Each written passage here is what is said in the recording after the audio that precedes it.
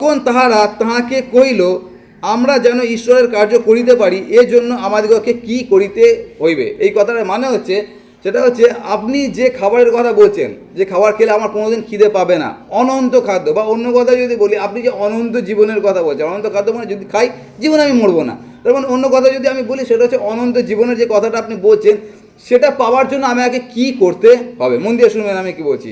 এটাকে যদি আরেকটু ঘুরিয়ে বলি, সেটা কি, সেটা হচ্ছে আপনি যে কথাটা বলছেন, আপনার কথা অনুযায়ী ধার্মিক হবার জন্য আমাকে কি করতে হবে। বুঝতে পারছেন আমি কি বলতে চাইছি? আর এই যে কথাটা আমি কেন এত ভেঙে বলছি, তার পিছনে একটা কারণ আছে। তার কারণটা হচ্ছে এই যে জিহুদি জাতি এমন একটা জাতি আছে, তারা সবসময় পাওয়ার মাধ্যমে, করার মাধ্যমে পাওয়াকে ওরা বিশ্বাস করে। মানে আমি যদি করি তবে আমি কিছু পাবো, অর্থাৎ কাজের মাধ্যমে ধার্মিক গণিত হওয়া। আর এটা হচ্ছে একটা বড় একটা ঝুঁকি আছে এর মধ্যে। আর সেই ঝুঁকিটা কী আছে সেটাই আমরা দেখবো। কিছুদিন আগে আমাকে একটা ভদ্রমহিলা ফোন করলেন, আর তিনি ফোন করে বলেন, পাদ্রীবাবু আমি আগামীকাল উপবাস প্রার্থনা করতে যাচ্ছি। তো আমি বললাম খুব ভালো বিষয়, উপবাস প্রার্থনা করবেন। আর তারপর আমাকে জিজ্ঞাসা করলেন, না আমি ফোন করেছিলাম, উপবাস প্রার্থনার নিয়মটা যদি আপনাকে একটু বলেন। তো আমি তো ঝটকা খেয়ে গেলাম, উপবাস প্রার্থনার নিয়ম। তখন আমি জিজ্ঞাসা করলাম, আপনি একটু খুলে বলুন তো ব্যাপারটা কী বলতে চাইছেন। তখন আমাকে বললেন, না আমি আগে যে মণ্ডলীতে যেতাম, ওই মণ্ডলীর পাদ্রীবাবু আমাদেরকে বলে দিতেন কী কী নিয়ম আছে, কখন ঘুম থেকে উঠতে হবে, কখন কী খেতে হবে, কখন জল খেতে হবে, কখন ফল খেতে হবে, আমাদেরকে নিয়ম একটা বলে দিতেন। তো এইটা হচ্ছে আমাদের এখন খ্রিস্টান সমাজ এরকমভাবে চলছে। আমরা জগৎ থেকে যা কিছু অ্যাডপ্ট করছি আর ওটা বাইবেলের মধ্যে ঢুকিয়ে দিচ্ছি। তো ওই জন্য উপবাসের আমরা নিয়ম তৈরি করে দিয়েছি। তো সেই জন্য আমাদেরকে সতর্ক থাকতে হবে, আমরা যেন করার মাধ্যমে, কাজ করার মাধ্যমে প্রভুকে যেন সন্তুষ্ট করার চেষ্টা না করি, সেটা কখনোই সম্ভব না। প্রভু একটা জিনিস না, সেটা হচ্ছে ভগ্নচূর্ণ হৃদয়। আর সেই জন্য আমরা যেটা দেখবো সেটা হচ্ছে এই করার মাধ্যমে, এই যে জিহুদি জাতি আছে তারা সবসময় কাজের মাধ্যমে ঈশ্বরকে সন্তুষ্ট করতে চাইতেন, বা কাজের মাধ্যমে তারা ধার্মিক গণিত হতে চাইতেন। আর সেই জন্য কোনো একটা সময় একটা ধনী ব্যক্তি, আর সেটা লেখা আছে মতি লিখিত সুসমাচার তার 19 অধ্যায়, আর সেই ধনী ব্যক্তি প্রভু যিশুর কাছে এসেছিলেন, আর সে জিজ্ঞাসা করেছিলেন, প্রভু অনন্ত জীবন পাওয়ার জন্য আমাকে কি করতে হবে। আর এটা আমরা সবাই জানি, 19 অধ্যায় লেখা আছে মতি লিখিত সুসমাচার, আপনারা এটা বাড়িতে পড়ে নেবেন, 16 পদ থেকে ওটা লেখা আছে। তো এই ধনী ব্যক্তি তিনি যখন জিজ্ঞাসা করলেন, প্রভু অনন্ত জীবন পাওয়ার জন্য আমাকে কি করতে হবে, এই ব্যক্তির পরিচয়টা কি আছে, আর কি আছে, হ্যাঁ, আর আর আর কি, আর কি, ওনার কথা থেকে বলুন। ভেরি গুড, আমি ওটাই শুনতে চাইছি। তার কারণ প্রভু যিশু যখন তাকে বলেছিলেন যে তুমি সকল কিছু জানো, তার মানে প্রভুও জানে যে সকল কিছু জানে। তার মানে যেই ব্যাকগ্রাউন্ড থেকে আসছে, আমার মতো কোনো ব্যাকগ্রাউন্ড না যে মূর্তি তৈরি করতাম, সেই রকমই ব্যাকগ্রাউন্ড থেকে আসছে যে সকল শিক্ষা জানে, যেটা যিশু শিক্ষা দিচ্ছেন। আর তারপর প্রভু যিশু বললেন 10 আজ্ঞা পালন করো। আর তার উত্তরটা কী ছিল, আমি ছোটোবেলা থেকে পুঙ্খানুপুঙ্খভাবে পালন করে আসি। আর আমরা যদি এই পুরো কনভারসেশনটা দেখি, কথোপকথনটা দেখি, এখানে প্রভু যিশু তাকে প্রশ্ন করেননি বা উল্টো কথা বলেননি যে না তুমি ওইটা ঠিক করে পালন করোনি বা ওইটা ঠিক করে পালন করনি, ওটা প্রভু যিশু বলেননি। মন দিয়ে শুনবেন। তার মানে হচ্ছে এই অর্থে সত্যিই ছোটোবেলা থেকে পুঙ্খানুপুঙ্খভাবে প্রত্যেকটা আজ্ঞা পালন করে আসছিল। তাহলে যে ছোটোবেলা থেকে এই আজ্ঞাগুলো পালন করে আসছে, তাহলে তার মাথায় প্রশ্নটা কেন আসছে যে পরিত্রাণ কী করে পেতে হবে। যদি আমি কাজের মাধ্যমে পরিত্রাণ পেয়ে যাবো, তাহলে তো এই সকল কিছু ঠিকঠাক করে আসছে, তার মানে নিশ্চিত হওয়া উচিত ছিল যে আমি পরিত্রাণ পেয়ে গেছি। তার মানে এই যখন প্রশ্ন করছে যে প্রভু আমি কীভাবে পরিত্রাণ পাবো, তার মানে নিশ্চিত আছে যে এখন এই নিশ্চিত হয়নি যে সে পরিত্রাণ পেয়েছে, অথচ সে প্রত্যেকটা আজ্ঞাকে সঠিকভাবে পালন করে আসে। আর এই জিহুদি জাতির মধ্যে কাজের মাধ্যমে ধার্মিক গণিত হবার মানসিকতা কোথা থেকে আসলো, তার কারণ মসি তাদেরকে আজ্ঞা দিয়েছিলেন। তো এই লোকটা যখন প্রভু যিশুর কাছে এসে জিজ্ঞাসা করলেন, তখন অলরেডি জানে 10 আজ্ঞায় কী লেখা আছে, আর আমি সকল কিছু পালন করে আসছি, কিন্তু তা সত্ত্বেও আমি এখন সন্তুষ্ট হতে পারছি না যে আমি সত্যি অনন্ত জীবনকে পেয়েছি। আর তারপরে প্রভু যিশু কথাটা বলেছিলেন কি, সেটা আমি গতবারে প্রচার করেছিলাম, যা আছে বিক্রি করে দাও আর তারপর আমাকে অনুসরণ করবে। এক কথা যদি বলি, সেটা হচ্ছে অনন্ত জীবন পাওয়ার জন্য একটাই কাজ করতে হবে, সেটা কি, সেটা হচ্ছে আমাকে অনুসরণ করা। তার মানে কাজের দ্বারা ওটা সম্ভব না। আপনারা যদি ক্যানিং লোকালে যাতায়াত করেন, ক্যানিং লোকালে অনেক কিছু ঘটনা ঘটে যেগুলো আমি প্রচারে সবসময় ব্যবহার করি। তো ওখানে একটা ঘটনা ঘটে কি, প্রায় কিছু মানুষ ওই ট্রেনের মধ্যে ওঠে, আর যারা ওঠে তারা শিক্ষিত মানুষ, তাদের কথাবার্তা শুনে বোঝা যাচ্ছে, সেখানে মহিলারাও থাকে এবং পুরুষরা থাকে।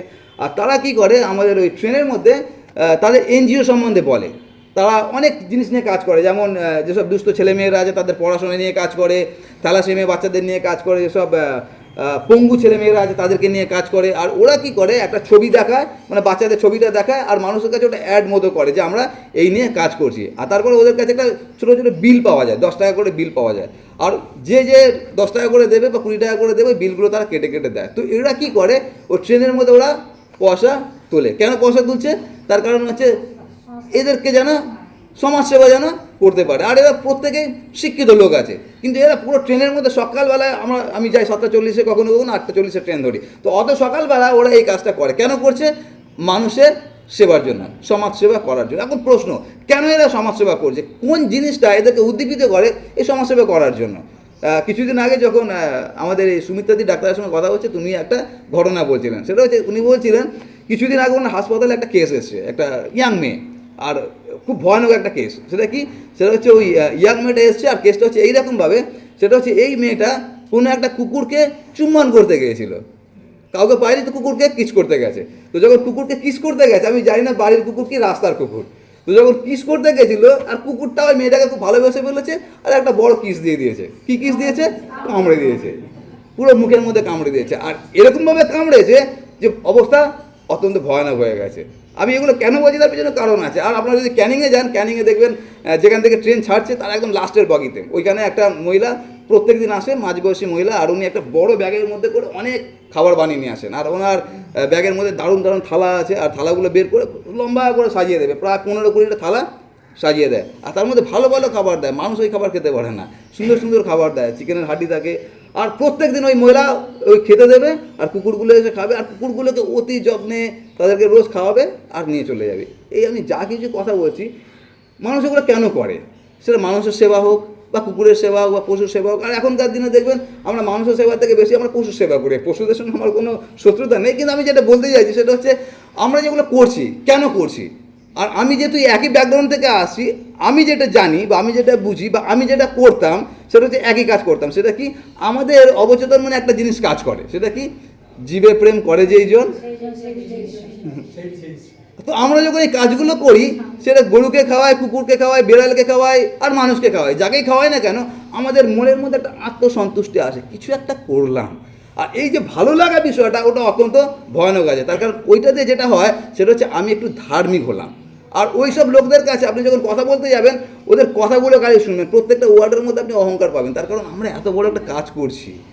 আমি কিছুদিন আগে আপনাদেরকে বলেছিলাম যে একজন ভিখারিকে 1 টাকা দিয়ে এমনভাবে বুক বাজিয়ে 1 টাকা দিল যে আমি কি নাকি মহান কাজ করে ফেলেছি। তার মানে এই যে আমি বললাম যে জিহুদিদের মধ্যে সবসময় কাজের মাধ্যমে ধার্মিক হওয়ার একটা প্রবণতা ছিল, ওটা শুধুমাত্র জিহুদিদের মধ্যে ছিল না, ওটা আমাদের মধ্যেও আছে, পৃথিবীর প্রত্যেকটা মানুষের মধ্যে কম এবং বেশি আছে। আর ওটা খ্রিস্টানদের মধ্যে সব থেকে বেশি আছে, যেটা আমি সবসময় বলি, যেটা করোনার সময় আমি দেখেছিলাম। কাউকে একটা যদি রেশন দেওয়ার আগে 10টা ক্যামেরা রেডি করে রাখা হয়েছিল, যে দেখো আমি এই ভাইটাকে বা এই বোনটাকে আমি দান দিচ্ছি। আর ওই জন্য অনেকে দান নিতেও চাইছিল না, তার কারণ হচ্ছে এরকম অপমান করা হচ্ছিল। তো প্রথম যেটা আছে সেটা কি? সেটা হচ্ছে কাজের মাধ্যমে যখন আমরা ধার্মিক গণিত হতে যাই, তখন এই ঘটনাটা ঘটে। সেটা কি? কাজের দ্বারা আমরা কখনো ধার্মিক গণিত হতে পারি না। আরেকটা যে ঘটনা আমরা দেখি, সেটা কি? এটা আমার কাছে অত্যন্ত পরিচিত। সেটা হচ্ছে দুজন প্রার্থনা করতে গেল, জানেন তো, ফরিসি আর করগরা। এটা আমি সবসময় এই ডায়লগটা বলি। ঠিক আছে, ঈশ্বর, আমি তোমার ধন্যবাদ করি যে আমি অন্য সকল লোকের উপদ্রবী, অন্যায় ও ব্যভিচারীদের মতো কিংবা ওই করগ্রাহীর মতো নই। আমি সপ্তাহের মধ্যে 2 বার উপবাস করি ও সমস্ত আয়ের 10 দান করি। আর এটা এই ঘটনাগুলো আমাদের মুখস্থ হয়ে গেছে। আর এখানে যে প্রার্থনাটা হচ্ছে সেটা কি? সেটা হচ্ছে ঈশ্বরকে ধন্যবাদ দিচ্ছে। কেন ধন্যবাদ দিচ্ছে? তার কারণ আমি ওই করগ্রাহের মতো নই, ওই ব্যভিচারীর মতো নই, ওই মাতালের মতো নই, ঠকবাজের মতো নই, আমি পুরোপুরি আলাদা আছি। আর এটা কখন হচ্ছে? এটা হচ্ছে যখন কাজের মাধ্যমে আমরা ধার্মিক গণিত হতে চাই, তখন এই ঘটনাগুলো ঘটে। এর মানে হচ্ছে দেখবেন যখন কোনো প্রচার করা হচ্ছে, ধরুন আমি প্রচার করছি বা আপনি একটু প্রচার করছেন, আর প্রচারের মধ্যে যে বিষয়টা আছে সেটা হচ্ছে পাপ নিয়ে ধরুন আপনি প্রচার করছেন, বা পাপ নিয়ে একটা প্রচার শুনছেন। ধরুন আমরা দাউদের প্রচারটা শুনছি যে দাউদ বৎসেবার সঙ্গে পাপ করলো। এগুলো প্র্যাকটিক্যাল আমাদের সঙ্গে ঘটে। কেন ঘটে? সেটা হচ্ছে এই কারণে। তো যখন আমরা ধরুন বৎসেবার সঙ্গে পাপের ঘটনাটা শুনছি, আর প্রচারটা খুব ভালো লাগছে, হয়তো আর মন দিয়ে শুনছি, আর শুনতে শুনতে আমাদের মনের মধ্যে একটা জিনিস চলছে। কী চলে জানে? সেটা হচ্ছে যখন আমি শুনছি দাউদ ব্যভিচার করেছিল, আর তখন আমার মনে দুম করে চলে গেল, ওহো, আমাদের চার্চে ওই যে দাদাটা, ও কিন্তু একই রকমভাবে ব্যভিচার করছে। তারপর আবার যখন শুনলাম যে দাউদ মিথ্যা কথা বলেছিল, ওহো, আমাদের মণ্ডলীর ওই মেয়েটা, ও তো সত্যি মিথ্যা কথা বলে। তারপর আমি শুনলাম দাউদ একজনকে খুন করেছিল, ওহো, ঠিকই তো, আমাদের মণ্ডলীর ওই দাদাটা, ও তো কথা দিয়ে একজনকে খুন করেছিল। তার মানে আমরা যখন কোনো একটা প্রার্থনা বা কোনো একটা প্রচার শুনছি, আমাদের মাথার মধ্যে কী কাজ করছে? এটাই কাজ করছে, মণ্ডলীর ওই ভাই বোন, ওই ছেলে, ওই মেয়ে, ও এগুলো করছে। কিন্তু কোনোদিন আমরা এটা ভাবি না যে আমি নিজেটা করছি। বুঝতে পারছি আমি কী বলতে চাইছি? আর এটা কেন হয়? এটা তখনই হয় যখন আমি কাজের দ্বারা ধার্মিক গণিত হওয়ার চেষ্টা করি। এখানে যে ঘটনাটা ঘটছে সেটা হচ্ছে ঈশ্বরকে ধন্যবাদ দিচ্ছে। কেন ধন্যবাদ দিচ্ছে? তার কারণ হচ্ছে সে কাজ করার মাধ্যমে নিজেকে ধার্মিক প্রতিপন্ন করার চেষ্টা করছে। সেটা কি? আমি সপ্তাহের মধ্যে 2বার উপবাস করি, আমি দশমাংশ দিই, আর তারপরে আমি এদের মতো নই। আর এটা হচ্ছে অত্যন্ত ভয়ানক জিনিস। আর সেই জন্য গতবার আমি বলেছিলাম যে যখন আমরা কাজের দ্বারা ধার্মিক গণিত হতে যাই তার মধ্যে দুটো জিনিস যুক্ত থাকে। আর আমি আজকে আরেকটা তার সঙ্গে অ্যাড করবো। এক হচ্ছে আত্মধার্মিকতা, দ্বিতীয়টা কি বলেছিলাম? অহংকার। আর তৃতীয়টা হচ্ছে অন্যকে ছোট করার মানসিকতা। অন্যকে ছোট করার মানসিকতা দেখবেন যারা, আমি আমার উদাহরণ দিই, যারা পাদ্রী পুরোহিত আছে, আর পাদ্রী পুরোহিতরা দেখবেন নিজেদেরকে মনে করে আমি হচ্ছে সবার থেকে সেরা। সেটা হচ্ছে যতক্ষণ না পাদ্রীরা নিজেদেরকে বিশ্বাসীদের সঙ্গে এক লেভেলে নিয়ে আসতে পারছে ততক্ষণ মণ্ডলীর কিছু হবে না। এই কথার মানে হচ্ছে আমরা যখন পাদ্রী পুরোহিত হয়ে যাই আর আমরা মনে মনে ভাবি বোধহয় বিশ্বাসীদের আর যারা আছে মণ্ডলীতে তাদের থেকে আমি একটু ভিন্ন, আমি অনেক ঊর্ধ্বে আছি, কিন্তু ব্যাপারটা সেটা না, একেবারেই না। হতে পারে আমি বাইবেল কলেজে গিয়েছি, হতে পারে আমি হয়তো বাইবেল ব্যাখ্যা করতে পারি, কিন্তু তার মানে এই না যে বিশ্বাসে আমি আপনার থেকে ভালো আছি। বুঝতে পারছি আমি কী বলতে চাইছি? আর এটা কেন হয়? তার কারণ হচ্ছে আমাদের পাদ্রী পুরোহিতদের মধ্যে কেন জিনিসটা আসে? প্রথমত যে তকমাটা পাদ্রী হয়ে গেছে, আর তার সঙ্গে কী হয় সেটা হচ্ছে আমরা বাইবেল কলেজে গিয়েছি, থিওলজিতে নিয়ে আমরা মাস্টার ডিগ্রি করেছি, বাপরে বিশাল কিছু করে দিয়েছি, কিন্তু সেটা কখনো গ্যারেন্টি দেয় না যে আমার বিশ্বাস আপনার থেকে বড় হবে বা বেশি হবে। আর সেই জন্য আমরা যেন এক লেভেলে নিজেদেরকে রাখি। আর জন্য কাজের মাধ্যমে যখন আমরা ধার্মিক গণিত হতে যাই সেটা হচ্ছে আমাদের জন্য অত্যন্ত ভয়ানক বিষয় হয়ে যায়। আর সেই জন্য আমরা যদি কাজ করে ভাবছি যে আমরা ধার্মিক হচ্ছি, সেটা যেন কখনোই না করি। তারপরে আমরা চলে যাব আবার যোন তার 6 অধ্যায়। তো 27 পদ 28 পদ আমরা দেখলাম, তখন তারা তাহাকে কহিল, আমরা যেন ঈশ্বরের কার্য করিতে পারি এর জন্য আমাদেরকে কি করিতে হইবে? আর আমাদের জন্য একই প্রযোজ্য, সেটা হচ্ছে এই অনন্ত জীবন বা এই রুটি পাওয়ার জন্য আমাদেরকে যেটা করতে হবে সেটা প্রভু যীশু আমাদেরকে উত্তর দিচ্ছেন। আর তিনি কি বলছেন? যীশু উত্তর করিয়া তাহাদিগকে কহিলেন, ঈশ্বরের কার্য এই। ঈশ্বরের কার্য এই মানে হচ্ছে ঈশ্বরের বিধান এই, বা ঈশ্বরের প্রিন্সিপালটা এই। বিধানটা কী আছে? সেটা হচ্ছে ঈশ্বরের কার্য এই, যেন তাহাতে তোমরা বিশ্বাস করো যাকে তিনি প্রেরণ করিয়াছেন। তার মানে আমাদেরকে একটাই কাজ করতে বলা হচ্ছে অনন্ত জীবন পাওয়ার জন্য, সেটা আমরা সবাই জানি। জীবন লিখিত সুসমাচার 3:16 পদ, বিশ্বাস করার মাধ্যমে। আপনাদের কি মনে হয় এরা প্রভু যীশুকে বিশ্বাস করে না? কি মনে হয় এরা প্রভু যীশুকে বিশ্বাস করে না? যাদের সঙ্গে কথা হচ্ছে বিশ্বাস করে? বিশ্বাস করে না? ওকে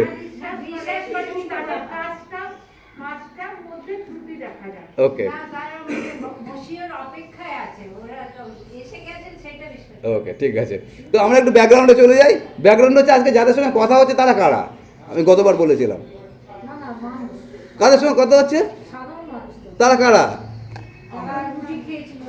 আর তারপরে আর কি বলেছিলাম? Very good, thank you. 24 পদে লেখা আছে তারা যিশুর অন্বেষণ করতে করতে সমুদ্র পার হয়েছে, তারপরে যিশুর কাছে এসছে। আপনি ভাবুন যে সমুদ্র পার হয়ে যিশুকে খুঁজতে খুঁজতে এতটা এসে কেন এসছে যদি বিশ্বাস না করতো? বুঝতে পারছি আমি কী বলতে চাইছি? তার মানে বিশ্বাসেরা যিশুকে করে, কিন্তু বিশ্বাস কেন করে সমস্যাটা ওখানে। বুঝতে পারছি আমি কী বলছি? আর ওটাই হচ্ছে প্রভু যিশু বলেছিলেন প্রথমেই, একদম তিনি আঘাত করে দিয়েছিলেন। আমরা যিশুকে বিশ্বাস করি, কিন্তু কেন যিশুকে বিশ্বাস করি সমস্যাটা ওখানে। Very good. আমরা যিশুকে বিশ্বাস করি, কি বিশ্বাস করি? যিশু আমাকে রুটি দিতে পারেন, যিশু আমাকে কাপড় দিতে পারেন, যিশু আমাকে ছাদ দিতে পারেন, যিশু আমাকে বাড়ি দিতে পারেন, যিশু আমাকে গাড়ি দিতে পারেন। আমরা অনেক কিছু বিশ্বাস করি, কিন্তু আসল বিশ্বাস যেটা করণীয় আছে সেটা কি? যিশু আমাকে অনন্ত খাদ্য দিতে পারে, যেটা আমাকে অনন্ত জীবন দেয়। ওটা আমরা কতজন বিশ্বাস করি? আর ওটা বিশ্বাস করা আমাদের দরকারই হয় না। কেন জানেন? তার কারণ অনন্ত জীবন নিয়ে খুব কম লোকের মাথা ব্যথা আছে। তার কারণটা কি? তার কারণটা মরার পর কী দেখলো বলে কী এসে গেল, বডি মরে গেল, তারপর কোন পাঁচ আমাকে কবর দেবে কিছু আমার এসে যায় না। যতদিন বেঁচে আছে কী পেলাম কি হারালাম, ওটা হচ্ছে সব থেকে ইম্পর্টেন্ট জিনিস আছে। আর এটা হচ্ছে বাস্তব আমাদের জন্য। আর যেটা আমরা দেখি ধনী ব্যক্তি এবং লাসারের জীবন থেকে প্রভু যীশু আমাদেরকে শিক্ষা দিয়েছেন। আমরা যতদিন পৃথিবীতে আছি আমরা কেউ ভাবিও না, কেউ বলবো না, অধিকাংশ লোক আমরা ভাবিও না যে মৃত্যুর পরে আমরা কোথায় যাব। আর সেই জন্য এখানে প্রভু যীশু বলছেন সেটা কি? সেটা হচ্ছে তোমরা শুধুমাত্র বিশ্বাস করে। এরা বিশ্বাস করে, কিন্তু বিশ্বাস তো করছে প্রভু যীশুকে, কিন্তু বিশ্বাস করার কারণটা ভুল আছে। আর ওটা আমাদের জন্য প্রযোজ্য আছে। আমরা যে প্রভুর পিছনে প্রভু করে পিছনে দৌড়াচ্ছি, কেন করছি? আর এটা হচ্ছে আমাদের কাছে একটা বড় প্রশ্ন যে আমরা কেন এটা করছি। কিছুদিন আগে আমাদের মণ্ডলীতে একটা প্রোগ্রাম হচ্ছিল, অনুষ্ঠান হচ্ছিল। তো একজন মহিলাকে বলা হলো যে আপনি আপনার সাক্ষ্য বলবেন, তার কারণ তিনি অন্য বিশ্বাস থেকে প্রভুতে এসে। তো তাকে বলা হয়েছিল যে আপনি আপনার সাক্ষ্যটা বলবেন। আর আমি কি করি, কেউ যদি সাক্ষ্য বলতে যায় তাদেরকে আগে বলি আগে লিখুন সাক্ষ্যটা কী, কেন আপনি মাইকের সামনে বলবেন কি ভুলভাল বলে দেবেন, মুশকিল হয়ে যাবে। তো তখন ওই মহিলা সাক্ষ্যটা লিখে আমাকে পাঠিয়েছে। আমি যখন সাক্ষ্যটা পড়লাম, সাক্ষ্যর মধ্যে এরকমভাবে লেখা আছে আমি যখন প্রভুকে জানতাম না, আমি অনেক রকম মূর্তি পুজো করতাম, সকাল থেকে রাত পর্যন্ত অনেক নিয়ম অনুসরণ করতাম, অনেক উপবাস করতাম, কিন্তু আমার একটা স্পন্ডালাইটিস হয়েছিল আর আমার থাইরয়েড ছিল। আর আমি অনেক দেবদেবীর কাছে পুজো করেছি, অনেক মন্দিরে গেছি, কেউ আমাকে ঠিক করতে পারেনি, সারাতে পারেনি। আর তারপরে আমি প্রভু যিশুর নাম শুনতে পারলাম, জানতে পারলাম, আর তারপর প্রার্থনা করলাম, আমি সুস্থ হয়ে গেলাম। এর মধ্যে কি সমস্যা আছে? কোনো সমস্যা আছে সাক্ষ্যের মধ্যে? ওকে, বিশ্বাস করে প্রার্থনা করেছে। আমি এই সাক্ষ্যটাকে ক্যান্সেল করে দিয়েছিলাম। কেন ক্যান্সেল করে দিয়েছিলাম? তার কারণ হচ্ছে এই সাক্ষ্যটা যাদের কাছে বলতে হবে তারা কেউ বিশ্বাসী না, তারা অন্য বিশ্বাসের লোক আছে। যখন আমি পুলপিটে দাঁড়িয়ে এই কথাটা বলছি, সেটা কি বলছি? সেটা হচ্ছে আমার টাকা চুল ছিল না, যিশুর কাছে প্রার্থনা করেছি, টাকা চুল গজিয়ে গেছে। কেউ করতে পারেনি, যিশু করে দিয়েছে। আমার ব্যাংকে 1 টাকাও ছিল না, যে যিশুর কাছে এসে আমার ব্যাংকে এখন গাদা গাদা টাকা আছে। আর যখন এইগুলো করছি, সেটা রোগ ব্যাধি হোক, সেটা আরোগ্যতা হোক, সেটা যা কিছু হোক না কেন, আসলে আমরা ঘুরে ফিরে ওই টোপটাকে মানুষের সামনে ছুড়ে দিচ্ছি। আপনি যখন এই কথা বলছেন যে আগে আমি রোগে আক্রান্ত ছিলাম, আর যিশুতে আসার পরে যিশু আমাকে রোগের থেকে সুস্থ করে দিয়েছে, সেই জন্য আমি যিশুকে অনুসরণ করছি। আর এর পরিপ্রেক্ষিতে আমি একটা ডায়ালগ দিই, সেটা হচ্ছে আপনি যদি অলৌকিক কাজের কারণে যিশুকে অনুসরণ করছেন, আপনি ভুল পথে রয়েছেন।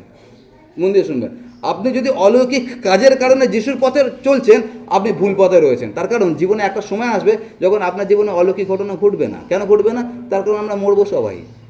তাহলে যেদিনকে মরবো, তার মানে সেদিনকে অলৌকিক ঘটনা ঘটলো না। তার মানে যেদিনকে ঘটলো না, সেদিনকে আপনি বিশ্বাস থেকে পালিয়ে যাবেন। ওটাই হয়। তার কারণটা কি? তার কারণ আমরা যখন প্রভুতে আসি, আর প্রভুতে আসার শুরুটাই আমাদের গণ্ডগোল হয়ে থাকে। তার কারণটা কি? তার কারণ আমরা যখন প্রভু যিশুর কথা অন্যকে বলি, ওর মধ্যে আমাদের ভুলটা লুকিয়ে থাকে। এই মহিলা ইচ্ছাকৃতভাবে করেনি, সে প্রকৃত বিশ্বাসে আছে, কিন্তু জানে না বলে এটা লিখেছে। ওটাকে ক্যান্সেল করে ওনাকে আমি যেটা বলেছিলাম, সেটা হচ্ছে আমি ওনাকে বলেছিলাম একটাই কথা, সেটা হচ্ছে আপনি যে যিশুকে জানার পরে আপনার পাপ সম্বন্ধে অবগত হয়েছেন, যে আপনি পাপিয়ে আছেন এবং যিশু আপনাকে পাপ থেকে মুক্ত করছে, ওই কথাটা সবার কাছে বলুন। ওটাই হচ্ছে সুসমাচার। এটা সুসমাচার না, এটা হচ্ছে মানুষকে টোপ দেওয়া। ওটা আমরা যেন না করি। আর সেই জন্য আমাদেরকেও জানতে হবে আমরা কিভাবে জীবনযাপন করছি। তো এখানে যেটা আছে সেটা কি? সেটা হচ্ছে প্রভু যিশু বলেছিলেন কি? সেটা হচ্ছে তোমরা বিশ্বাস করো। আমরা যখন বিশ্বাস করি, আমরা যিশুর কাছ থেকে পাওয়ার জন্য বিশ্বাস করি। আর সেই জন্য যেহেতু পাওয়ার জন্য বিশ্বাস করছি, লোকের কাছে যখন যিশুর কথা বলছি, ওই একই মেসেজ আমরা তাদের কাছে দিচ্ছি, তুমি এটা করো, ওটা করো, সেটা করো, যিশু তোমাকে দেবেন দেবেন দেবেন। প্রভু যিশু দেওয়ার কথা কিছুই বলেনি, একটাই খালি বলেছে তোমরা প্রথমে তার রাজ্য, তার ধার্মিকতার বিষয়ে চেষ্টা করো। দেবো তো অবশ্যই, কিন্তু কন্ডিশন সেখানে যুক্ত আছে। কিন্তু আমরা সেটা প্রচার করি না, আমরা ভুলভাবে প্রচার করি। আর সেই জন্য এখানে লেখা আছে কি? একমাত্র তাকে বিশ্বাস করো যাকে তিনি পাঠিয়েছেন। আর তারপরের কথাটা মন দিয়ে দেখবেন কি লেখা আছে। তারপরের কথাটা লেখা আছে, আমরা পড়ছি 30 পদ থেকে। তাহারা তাহাকে কহিল, ভালো, আপনি এমন কি চিহ্ন কার্য করিতেছেন? তারপরে কি লেখা আছে? তার মানে আপনি এমন কি মহান কাজ করছেন যে আপনাকে আমরা বিশ্বাস করবো। কিছুক্ষণ আগে 5,000 লোকে খাইয়েছে। কি দিয়ে খাইয়েছে? 5টা রুটি। তার মানে এদের কাছে ওটা কোনো ব্যাপারই না, ওরাও করতে পারে। তার মানে 5টা রুটি 2টো মাছ দিয়েও কোনো ব্যাপার না। তো এত বড় চিহ্ন কার্য দেখার পরও এখনও এরা বলছে এমন কি চিহ্ন কার্য করছেন যে আপনাকে আমরা বিশ্বাস করব। আর এই যে কথাটা আছে না, এই কথাটা এখনকার দিনের অনেক যারা ভাববাদী আছে, তারা এই কথাটাকে সুন্দরভাবে ক্যাচ করে নিয়েছে। তারা মানে জানে সেটা হচ্ছে, দেখবেন মানুষের মধ্যে একটা প্রবণতা আছে, সেটা হচ্ছে আমরা সবসময় চাক্ষুষ দেখতে চাই চোখে। হঠাৎ দেখলাম একটা খোড়া লোক দৌড়ে চলে গেল, আরে বাপ রে, কি বিশাল কাজ করলেন ঈশ্বর। কিন্তু আমরা যদি বলি যে এই লোকটা আগে পাপী ছিল, এখন পরিত্রাণ পেয়েছে, দেখাতে পারবো? দেখাতে পারবো আপনাদের কাছে যে আমি পাপী ছিলাম, পরিত্রাণ পেলাম? পরিত্রাণটা দেখতেই বা কীরকম, দেখাতে পারবো না, এর কোনো মূল্য নেই। কিন্তু আমি যদি দেখাতে পারি একটা, সেটা ভুল হোক, সেটা মিথ্যা হোক, সেটা ঠকবাজ হোক, কিন্তু যদি দেখাতে পারি একটা খোড়া লোক দৌড়ে চলে গেল, দারুণ কাজ। আর এই কথাটা আজকে অনেকে বুঝে গেছে যে মানুষের মেন্টালিটি কী আছে। আর ওই জন্য দেখবেন আপনারা যদি ইউটিউব দেখেন, ওখানে দেখবেন এরকম করে, এরকম করে। উনি স্টেজ বানিয়ে কী করে, সেখানে সব রোগীদেরকে আহ্বান করে। আর যার যে সব রোগীরা আসে, প্রত্যেকটা রোগী হচ্ছে ওরা রিহার্সাল করে এসছে, ওরা সব নাটকের নাট্যমঞ্চ, ওরা নাটক করে বেড়াচ্ছে, কেউ ওখানে অরিজিনাল না। আর ওইখানে মানুষ আসছে, খোড়া আসছে, সুস্থ হয়ে চলে যাচ্ছে, এমনকি মরা আসছে, তাদেরকেও বাঁচিয়ে দিচ্ছে এই লোকটা। আর যখন মানুষ এগুলো দেখছে, হালেলুয়া, প্রেজ দ্য লর্ড, আর কত মানুষ প্রভুকে গ্রহণ করছে। আর যারা প্রভুকে গ্রহণ করছে এইসব কাজ দেখে, এখন এরা কারা কেন করছে, এরা করছে, তার কারণ হচ্ছে এরা জানে যে মানুষ এই অলৌকিক কাজগুলো দেখতে পছন্দ করে। মানুষকে যদি শুধু শুধু বলা হয় যে তুমি বাবা পাপী, যেরকম জন প্রচার করেছিল, তুমি মন পরিবর্তন করো তাহলে তুমি অনন্ত জীবন পাবে, কেউ শুনবে না তোমার কথা। তো সেই জন্য একটা দারুণ একটা দোকান সাজিয়ে নিয়েছে, আর দোকানের মধ্যে দিন রাত ওরা নাটক দেখিয়ে দিয়েছে, আর আমরা বিশ্বাসীরা আমরা নাটকগুলো দেখে যাচ্ছি। কিন্তু তাহারা তাহাকে কইল, ভালো আপনি এমন কি চিহ্ন কার্য করিতেছেন যাহা দেখিয়া আমরা আপনাকে বিশ্বাস করিব। তার পরিপ্রেক্ষিতে প্রভু যিশু একটা দারুণ কথা বলেছিলেন, যে কথাটা আজকে আমাদের জন্য প্রযোজ্য। আমি আপনাদেরকে অনুরোধ করব পড়ার জন্য মথি 12:39 কোনো একজন পড়বেন, কি লেখা আছে? মথি 12:39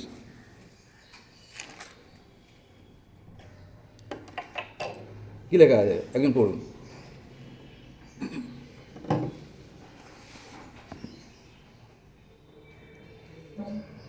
বুঝেছেন? আমি পড়ছি, শুনবেন। হ্যাঁ, তিনি উত্তর করিয়া তাহাদিগকে কহিলেন, এই কালে দুষ্ট ও ব্যভিচারী লোকে চিহ্নের অন্বেষণ করে। হ্যাঁ, আরেকবার পড়ুন আস্তে আস্তে। তিনি মানে কে এখানে? প্রভু যিশু। তারপরে পড়ুন, তিনি উত্তর করিয়া তাহাদিগকে কহিলেন, হ্যাঁ এই কালে দুষ্ট ও হ্যাঁ ব্যভিচারী লোকে চিহ্নের অন্বেষণ করে, হুম কিন্তু জোনা ভাববাদীর চিহ্ন ছাড়া হুম। আর কোনো চিহ্ন ইহাদিগকে দেওয়া যায় না। Very good. এই কথা কে বলছে? স্বয়ং প্রভু যিশু বলছে। তার মানে যারা চিহ্নের অন্বেষণ করে, যারা এই কাজ দেখে প্রভু যিশুকে অনুসরণ করতে চায়, তাদের জন্য এটা প্রভু যিশুর ডায়লগ, এটা আমার ডায়লগ না। প্রভু যিশু কী বলছে তাদেরকে? দুটো কথা বলেছেন। কী বলেছেন? এক হচ্ছে দুষ্ট, আর বলা হয়েছে কোনো চিহ্ন তোমাদেরকে দেওয়া হবে না, খালি মাত্র একটা চিহ্ন, সেটা কি? জোনার চিহ্ন। তাহলে আমরা যখন চিহ্নের পিছনে এখনো পর্যন্ত দৌড়াচ্ছি 2000 সাল পরেও, তাহলে আমরা আসলে করছিটাকে বুঝতে পারছেন আমি কী বলতে চাই? সেই জন্য বেজেন্দ্রকে নিয়ে আমার কোনো মাথা ব্যথা নেই। আমার মাথা ব্যথা আছে বিশ্বাসী ভাই বোনদেরকে নিয়ে, যারা ভ্রান্ত পথে পরিচালিত হচ্ছে। আর এটা সেখানে সেই কথাই লেখা আছে। আর এই একই কথা জিউদেরা বলেছিল যে আমাদেরকে আরও চিহ্ন কার্য দেখান, যাতে আমরা বিশ্বাস করতে পারি যে আপনি হচ্ছে সেই মানুষ। আর প্রভু যিশু যখন তার সুসমাচার কাজ শুরু করেছিলেন, একদম শুরুতেই এই ঘটনাটা ঘটেছিল। সেটাকে কোনো একজন বলেছিল যে তুমি তো এখন খিদে পেয়েছে, এই পাথরগুলোকে বল রুটি হয়ে যেতে। জানি তো আমরা ঘটনাটা। তো যিশুর পরীক্ষা করেছিল, তার কারণটা কি? তার কারণ শয়তান বলেছিল তুমি তো ঈশ্বরের পুত্র, তুমি তো সকল কিছু করতে পারো। আর আমরা জানি শয়তানকে ঈশ্বর সেদিনকে কী উত্তর দিয়েছিলেন? দূর শয়তান। আমরা যখন একই মানসিকতা রাখি প্রত্যক্ষ বা পরোক্ষভাবে, সেটা কি?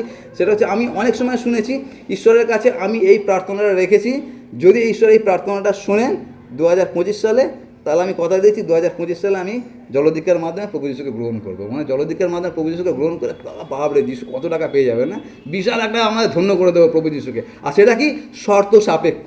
সেটা আমি এই শর্তটা রেখেছি, এই প্রার্থনাটা রেখেছি, যদি ঈশ্বর এই প্রার্থনাটা শোনেন তাহলে আমি নিশ্চিত হয়ে যাব যে প্রভু যিশু হচ্ছে জীবন্ত ঈশ্বর আছে, আর তারপর আমি বাপ্তিস্ম নেবো। আর এটা হচ্ছে আমার জীবনে আমি অভিজ্ঞতা থেকে বলছি, এরকম অনেক মানুষ আছে।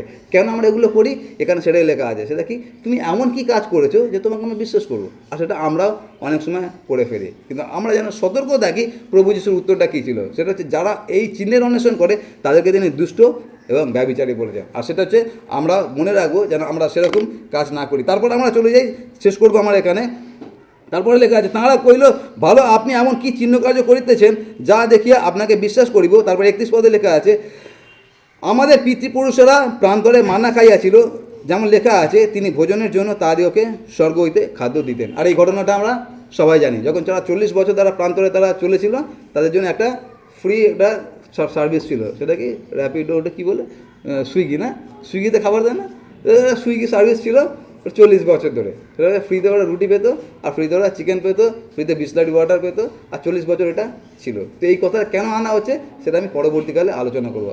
আজকের জন্য এতটাই থাক। সেটা কি? সেটা হচ্ছে আমি একটা জিনিস আপনাদেরকে বলতে চাই, সেটা হচ্ছে এই শেষ কথা। সেটা হচ্ছে আমরা যখন যিশুকে অনুসরণ করছি, চিহ্নের জন্য যেন আমরা যিশুকে অনুসরণ না করি। তার কারণটা কি? তার কারণ প্রভু যিশুকে আজকে আমরা পিসি সরকার বানিয়ে দিয়েছি। পিসি সরকার জানেন তো? ম্যাজিক। যা কিছু বলবো পিসি সরকার আমার সঙ্গে সঙ্গে আছে, প্রভু যিশু আছেন, সকল কিছু হয়ে যাবে। প্রভু যিশু পিসি সরকার নন। সেটা কি? পাপ থেকে আমাদেরকে উদ্ধার করে অনন্ত জীবন দিয়েছেন। কিন্তু আজকে আমরা প্রভু যিশুকে জাগতিক পিসি সরকার বানিয়ে নিয়েছি, আর সেটা যেন আমরা না করি। যদি সেটা করি তাহলে আমরা যদি ওই অলৌকিক কাজের জন্য প্রভু যিশুকে অনুসরণ করছি, আমি আপনাদেরকে কথা দিচ্ছি নিশ্চিত আপনারা একদিন একদিন ভ্রান্ত হবেনই হবেন। তার কারণ একটা সময় আসবে যখন ঈশ্বর আপনার জীবনে অলৌকিক কাজ করবেন না, আর সেদিনকে আমরা যেন পড়ে না যাই। আর সেই জন্য আমরা যেন যিশুতে বিশ্বাস করি। কেন বিশ্বাস করি? বিশ্বাসের একটাই কারণ, সেটা কি? তিনি আমাকে পাপ থেকে উদ্ধার করেছেন এবং অনন্ত জীবন দিয়েছেন। আমি কেন এইসব কথাগুলো বড়দিনের আগে বলছি, তার পিছনে বড় কারণ আছে।